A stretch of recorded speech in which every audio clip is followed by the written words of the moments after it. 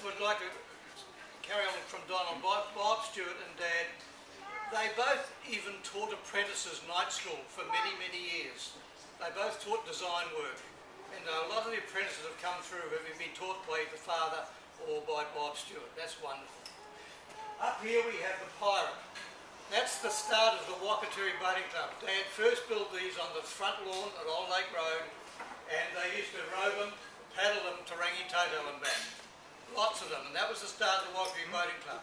And then we went from them to the Wakatiris out here, which were a disaster. Then we went to the frostbites and the sunburst. And we've got a gentleman here, Jack Yacht, who used to sail back in these days in the I was going to say the 1910s, but we'll go to the 1930s. How about that, Gerald? Yes. And sailed with Dad. But a lot of us grew up on these. This particular boat I sailed for at Handon, Donald sailed for at Handon, and here it is back again, looking absolutely magic. So I've enjoyed making this happen. I've enjoyed the fact that the boat's down here. We've got a launch Marpuna, which was designed for my father-in-law. I actually proposed in that forward cabin down there, and I had to, it was quite the boat was only half built. And then further down we've got the Gleam, which I still think is the most attractive boat on the harbour. And then we've got the Kiariki, which is now owned by my son Russell, who has done the whole thing up again, and it looks almost identical to the day it went in the water.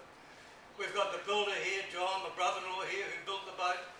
And it's just a wonderful thing to see all these boats together again. And Dad's been gone 22 years, but it still remains, his boats still carry on. And I think it's wonderful, and thank you all for coming. I just want to mention one other person who couldn't be here today. A very close friend of ours, younger than us, who became a family member. He started around at Old Lake Road, and Dad was building these boats. And this chap used to hold the dolly.